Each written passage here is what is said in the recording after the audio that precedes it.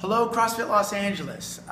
Several things this week, as some of you may know, is my mom's memorial. So I'm both saddened and very excited actually to celebrate her rather extraordinary life. And I look very much forward to kind of sharing many stories with all of you about her, and then also memorializing her with future workouts named either Marion or Kenny's mom or whatever it may be. But you can absolutely be guaranteed that they're going to be challenging, whatever they are. Also, very excited to report that my son Thor and my beautiful wife Shar get to come home this week. So, super stoked about that. So, a couple things about this week. I'm going to buzz through the first couple days. We've got a couple basic priorities as we're looking at them. On Monday, we've got our weighted chins, and we're working up to heavy fives. On Tuesday, we're continuing some of that inversion practice by practicing our handstand holds. Our coaches are going to be looking for very specific things with how you're establishing your midline for those handstand holds, and it might be of value to pay attention to whatever coaching you might get. On the dips, we're having a huge dip soiree. And in that dip soiree, we're looking for basically a verticality of your forearm, which means that as you start to dip, your shoulder is going to come forward a little bit more. Also, there's the rest of your body that happens to be connected, hopefully, as you're doing this workout. That's right. Most of us are not bisected coming to CrossFit Los Angeles. If that's the case, and you are in fact connected to the lower half of your body, we're going to look for something called the hollow position.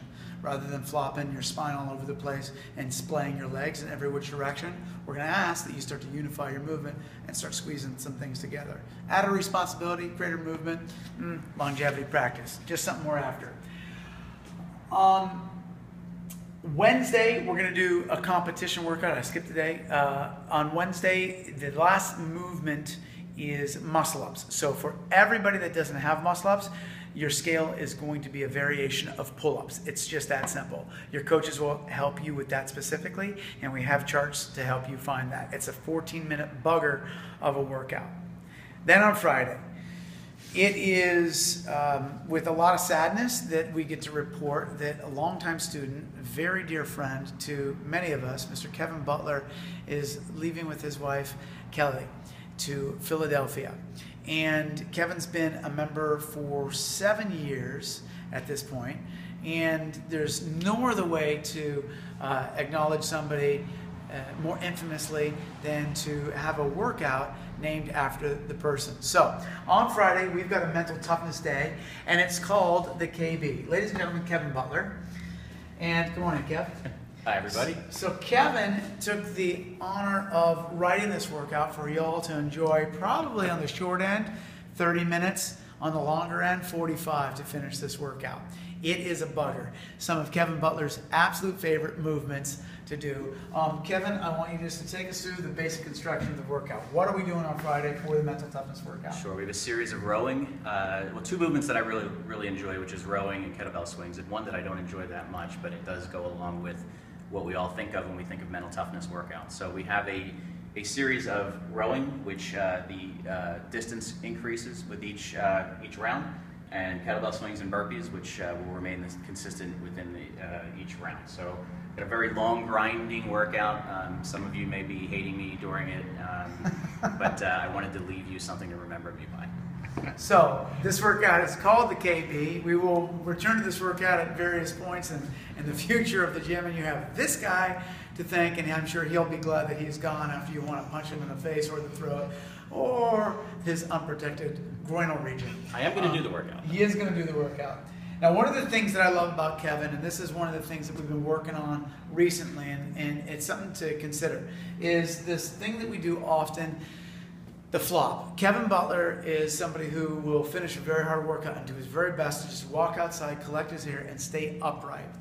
And that is to me demonstrative of mental toughness. And that's one of the things that we're looking to develop in our student population here in the coming weeks, months, and years, is that inability to rely on the flop after you've completed the workout. Rather, stand tall, stand proud, no matter how badly you're hurting.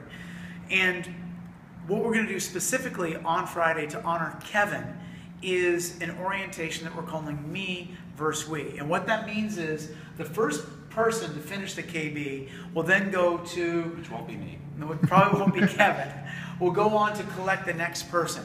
So you finish this last set of burpees, and rather than collapsing to the ground, you go to the next person who's trying to finish their set of burpees. You get that person, you stand them up, and you move to the next one until the entire group, the team, the class, is finishing together with the last person to complete the workout. Again, it shifts the orientation from me and makes it much broader as a we orientation. Something that Kevin embodied as a student, as a friend, and community member for all 7 years that we knew him. And it's something that we can remember him and create a nice legacy to remember Kevin Butler by.